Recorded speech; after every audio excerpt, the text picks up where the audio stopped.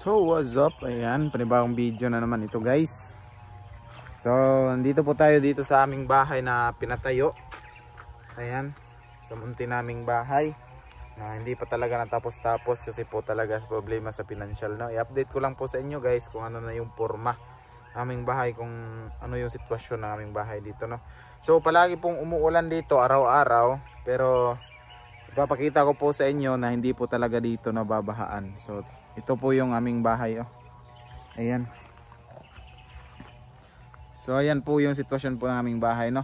Palagi pong umuulan pero talagang wala, hindi putik, walang tubig na nandito po sa bakuran, no. Ayan. So ito yung update. So tara ating libutin yung bahay guys. So ayan, inisprehan po pala ni Papa yung paligid. At saka nung nakaraang araw is nagpunta din po si Papa dito, is tinaniman niya po ng mga gabi. So ito po yung gabi ng mga tanim ni Papa. Ayan, papunta po doon. Ayan. Ito po yung mga gabi. Diba? So dito is ito yung update, no? Ayan po yung aming dyan is may siwang kasi nalaglagan po ng kahoy yung sin. So dito, no, hindi niya talaga makikita na may putik. Yan, mga bato hinoon. Yan, hindi po talaga dito nababahaan po sa aming tinayuan ng bahay. So parang yung lote po ng sponsors na nila Mami Amabela Riz is hanggang dyan, at saka doong may ano na yon, may nyug na yon guys. So yung maliit na nyug na yon, yan, kita nyo yan, yung may kahoy na yan, may kahoy sa gilid. Ayan, ito ituturo ko, yan po, yan, yung po yung niyog. So parang yung nakarga lang po dito sa aming bahay sa kanilang lupa is parang dito lang, is hanggang dito lang siguro. Dito yan is exist na po yan sa lupa po na hindi binili. Yan po dyan, hindi na po yan kasali sa nabili, no. Parang ito lang po yung kalahati yung nakarga po sa lote po ng mga mamis, no, mga sponsor nila Mami Amabela, Mami Tats Walker, Mami Charma Marquez. Yan, sa kanila po itong lote. So hindi naman po lahat po ng aming bahay is nakapasok po sa kanilang lote, pero sabi po nila is meron po daw ibigay sila na konting lote po kay Mama. So yung lote dito is 5 pong beses titipakin, no. 540 square meter po ito. Kabuuhan po nito is 540 square meter. Ayan, doon punta rito. So malaki po itong lupa po na ito, lote 540 square meter is, ayan, lilibot ko po kayo. May tanim po si Papang mga saging. Ayan, mga saging po na tanim ni Papa. May papaya din pero na-apil sa pag-spray. So mabot pala dito yung gabi na tanim ni Papa. So balik tayo sa ating topic, no. Mas malaki po yun. Yun po yun, no. Yung niyog na yun papunta sa, hindi po aabot sa niyog na yan. Yan, no. Hindi po aabot sa niyog na yan. Dito lang banda. Dito lang banda, no. Ang 12 man yun paan ganyan guys. 12 meter, 15 meter po yung paganito. Ay, parang 15 meter pala yung paganyan, tapos pa 12 meter po dito. 12 by 15 po itong tagalupa nito. Tatlong lote. So malaki. Sa 12 by 15 is 180 square meter bawat isang lote. So tatlong lote po yung binili nila. 180 square meter times 3. So 540 square meter po lahat. So ang dito po talaga malaki yung lote. And pero ito yung update po ng bahay, hindi po matapos-tapos guys. Is alam niyo naman yung aming buhay is katamtaman lang po talaga, makakain lang sa 3 beses sa isang araw, no. Hindi nga namin to matukod kung hindi po kami nagpagabas po ng mga niyog. So 5 pong niyog, no, nangutang po kami para matayo lang po talaga ito. Nangutang po kami ng pera para matukod lang po talaga tong bahay na ito kasi malapit na po guys. Kasi malapit na po talaga, no? Malapit na pong mag-June. So hanggang June lang po talaga kami doon. So talagang sana is matapos-tapos na to. So pag ma-flooringan lang talaga yung problema namin dito, guys. Yung flooring. Pag flooring namin at saka yung pangdingding. Pero bahala na kung ma-flooringan lang po ito, sabi ni Papa. Basta ma-flooringan lang po talaga ito, is okay na, pwede na kaming lumipat po dito. Yung dingding lang po is kahit dingdingan muna namin ng trapal, guys. Basta makalipat lang dito, no. At least meron ang sure po na bahay na hindi na po papaalisin. Ayan. Yan po yung update, no. Katamtaman lang po yung kalakihan po nito. 6 by 5 meter, no. Yung kabuuhan po nitong bahay, maliit lang naman po talaga. So ayan, ito po yung update sa aming bahay. Ayan, hindi pa po talaga natapos-tapos, guys. Ayan. Pero maraming salamat po talaga sa mga sponsors na binigyan si Mama ng kaunting lote na para po di matayuan namin, no? So, hindi naman po namin ito pababayaan po yung mga lote po ninyo. Isalagaan po yan namin. Pag makalipat kami dito is lahat po yan gagardinin po yan. Masarap mag-garden dyan, no? Ayan. Kasi unahin muna po namin yung bahay po namin. Ito po yung update, na. Kasi sino yung naghahanap po ng update sa aming bahay is ganito pa lang po yung forma po ng aming bahay. Kasi naghahanap pa po kami ng pera para pangbili ng materyales. So meron naman po nagbigay ng 900 pesos, may 300 pesos, may 300 pesos na nagbigay po para po pangdagdag sa aming bahay. So tinipon-tipon lang po namin, no? Para pangdagdag na rin. Ayan, maraming salamat kay Mami Pinay Inguam.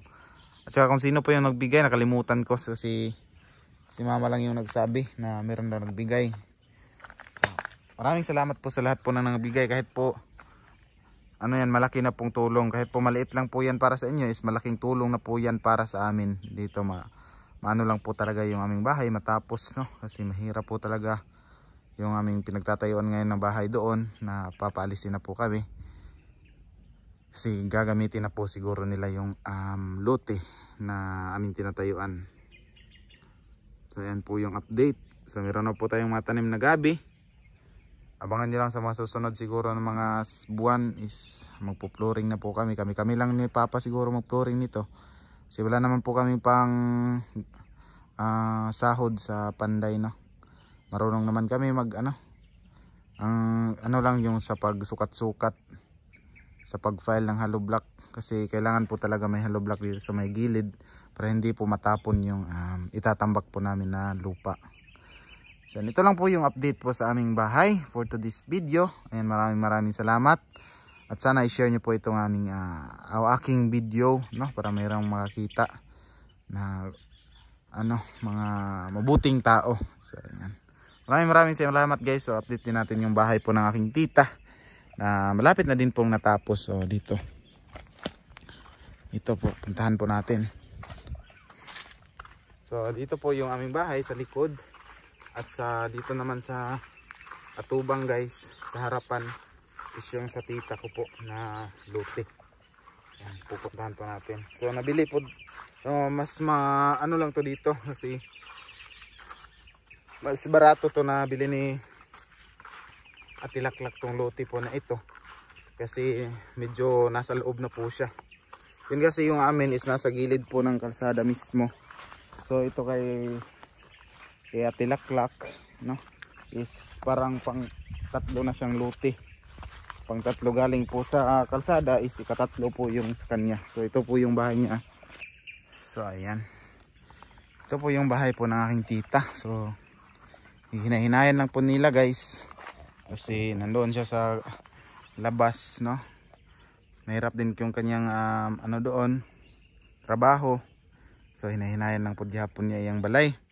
Pero at least, guys, no, malapit na po talaga. Kung maploringan to, pwede na tong lipatan, no. Yung plano po kasi namin, guys, is hindi po ganito na marami pang hollow block yung gagamitin. is yung amin parang ganito lang guys ba, yung hollow block is hanggang sa flooring lang. Kung pwede din kung sumubra para kung amakan yung idingding is hindi po mabasa sa ulan. Kahit hanggang dito lang po yung amin oh. Tapos flooring po dyan dito. So naman dahil yung mga plato padriya oh. So ayan, ito po yung update. Itong bahay po ng aking tita is malaki pa po ito doon sa aming bahay. Kasi yung bahay po namin is parang 6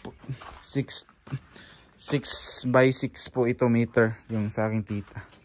6 dito at 6 dito. 6. No? So ilang ano yan?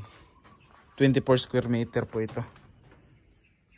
Yung atilaklak. Malaki-laki to kasi po sa amin yun po yung aming bahay oh.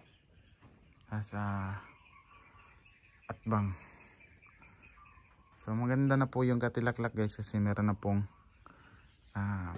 tawag dito hollow block.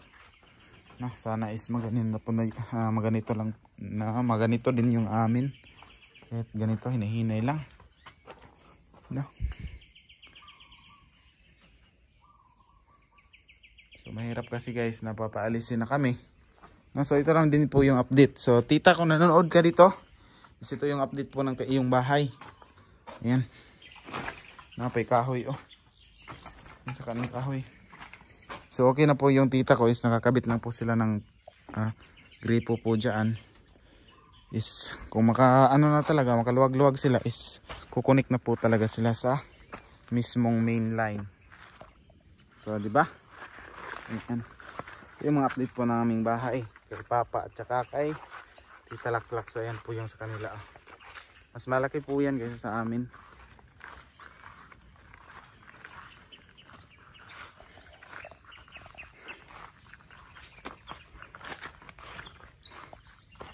And thank you so much po sa sino yung umabot dito sa video na ito. So maraming salamat po sa iyo sa patuloy ng papanood sa aking video. And thank you so much sa inyo na sa mga nandito pa nanonood sa ating video na ito. Thank you so much. God bless you po. So ayan. So ayan. Dito na po muna magtatapos yung aking update sa aming bahay. So sa nagtatanong po sa aming bahay na tapos na ba, is ito pa po yung aming bahay. Na? Kasi kami lang talaga guys. Wala namang tumulong no. Pero pray lang tayo na matapos yan. At saka baka meron pang tutulong. Ayan. Na taos pusong tumutulong. Is maraming salamat po. So gusto pong mag-contact sa aking details na i-message lang po ako sa aking Facebook account na GC Monteza. At pwede po kayo mag-comment din dito. So maraming salamat po and God bless all. Ingat kayo palagi. Bye bye. So bago po ito magtapos yung ating video guys, thank you so much po sa iyong suporta at sa walang sawang papanunood sa aking video. Kung nakaabot ka dito sa aking video guys, pa-like and pa-share naman sa aking video po na ito para mas marami pa yung makakita. At yun po, matutulungan nyo po ako na makamit yung 4,000 subscriber. No, malapit na tayo mag 4,000. 5 subscriber na lang guys. Magiging 4,000 subscriber na tayo.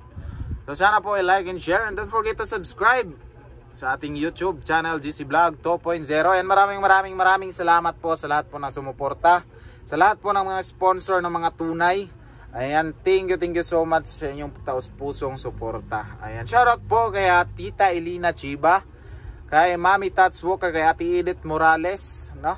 Kaya Mami Amabella Riz, Mami Tintin Christine Perez, kay Mami Floreta Giroy, kay Mami Evelyn Eager, kay Mami Aisan, kay Mami Jo Fernandez, kay Mami Pinain Guam, kay Mami Scorp Juice, kay Mami Susan Ginocor. Ayan, shoutout po sa lahat. Sila Mami Kin Pinas pa, Mami Bido Society, Mami Ritlusay, sila Sir Proud Pinoy. Sa inyong suporta is nandito pa rin si GC Vlog 2.0. Maraming salamat. Ate Farah, ayan, thank you so much. At dito na muna magtatapos yung ating video, no? Thank you so much sa inyong lahat. At sana is patuloy lang po tayo sa ating kabutihan ng puso. Alam nyo yan, At alam ko po kung sino yung mabuti yung puso. Ayan, God bless all. Bye-bye.